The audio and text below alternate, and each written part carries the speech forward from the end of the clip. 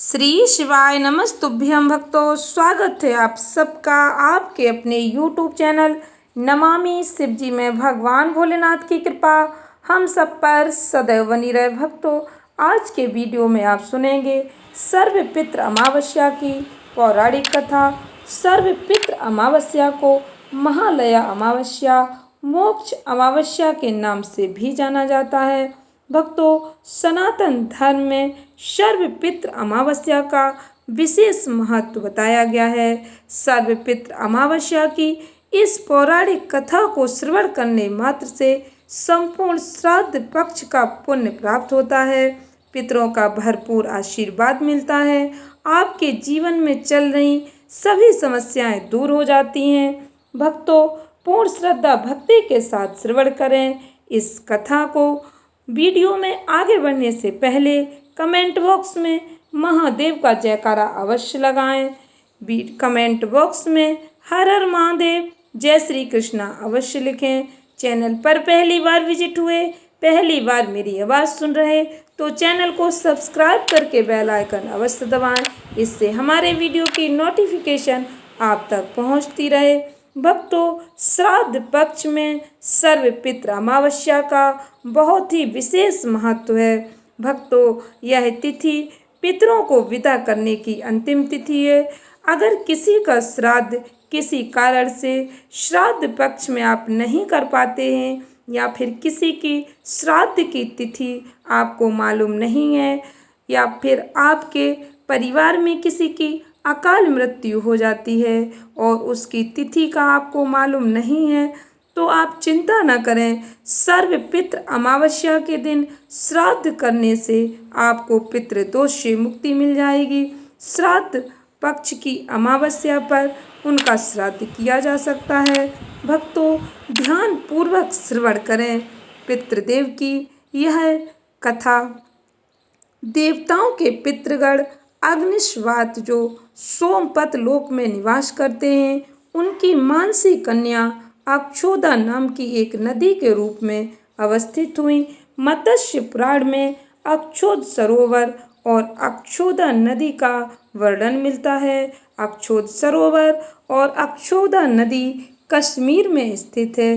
अक्षोदा नाम तेषां तु मानसी कन्यका नदी, अक्षोदम नाम चसरा पितृभिर्निर्मितं पुरः। अक्षोदा तु तपस्विके दिव्यम वस सहस्त्रकम। एक बार अक्षोदा ने 1000 वर्ष तक तपस्या की, जिससे प्रसन्न होकर देवताओं के पितृगण अग्निश्वात और बहिर्षपद अपने अन्य पितृगण अमावस्यु के साथ अक्षोदा को वरदान देने के लिए अश्विन मास की अमावस्या तिथि के दिन उपस्थित हुए। उन्होंने अक्षोदा से कहा, हे पुत्री, हम सभी तुम्हारी तपस्या से अति प्रसन्न हैं, इसलिए जो चाहो वर मांग लो। लेकिन अक्षोदा ने अपने पितरों की तरफ ध्यान नहीं दिया और वह अति तेजस्वी पितृ अमावस्यु को अपलक निहारती रही। पितरों के बार बार कहने पर उसने कहा, हे भगवान, क्या आप मुझे सचमुच वरदान देना चाहते हैं? इस पर तेजस्वी पितृ अमावस्यु ने कहा, हे अक्षोदा, वरदान पर तुम्हारा अधिकार सिद्ध है, इसलिए निसंकोच होकर कहो। अक्षोदा ने कहा, भगवान, यदि आप मुझे वरदान देना ही चाहते हैं तो मैं तत्क्षण आपके साथ रमण कर आनंद लेना चाहती हूँ। अक्षोदा के इस तरह कहे जाने पर सभी पितृ क्रोधित हो गए। उन्होंने अक्षोदा को श्राप दिया कि वह पितृलोक से पतित होकर पृथ्वी लोक पर जाएगी। पितरों के इस तरह श्राप दिए जाने पर अक्षोदा पितरों के पैरों में गिरकर रोने लगी। इस पर पितरों को दया आ गई। उन्होंने कहा कि अक्षोदा, तुम पतित योनि में श्राप मिलने के कारण मत्स्य कन्या के रूप में जन्म लोगी। पितरों ने आगे कहा कि भगवान ब्रह्मा के वंशज महर्षि पाराशर तुम्हें पति के रूप में प्राप्त होंगे।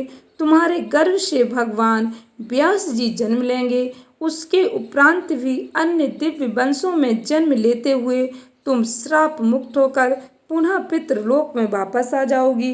पितरों के इस तरह कहे जाने पर अक्षोदा शांत हो गई। अमावस्यु के ब्रह्मचर्य और धैर्य की सभी पितरों ने सराहना की। एवं वरदान दिया कि यह अमावस्या की तिथि अमावस्यु के नाम से जानी जाएगी। जो प्राणी किसी भी दिन श्राद्ध न कर पाए वह केवल अमावस्या के दिन श्राद्ध तर्पण करके सभी बीते 14 दिनों का पुण्य प्राप्त करते हुए अपने पितरों को तृप्त कर सकते हैं।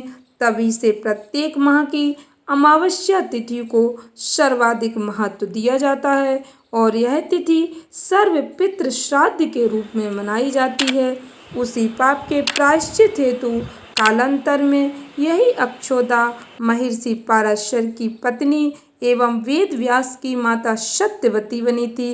तत्पश्चात समुद्र के अंशभूत शांतनु की पत्नी हुई और 2 पुत्र चित्रांगद तथा विचित्र वीर को जन्म दिया था।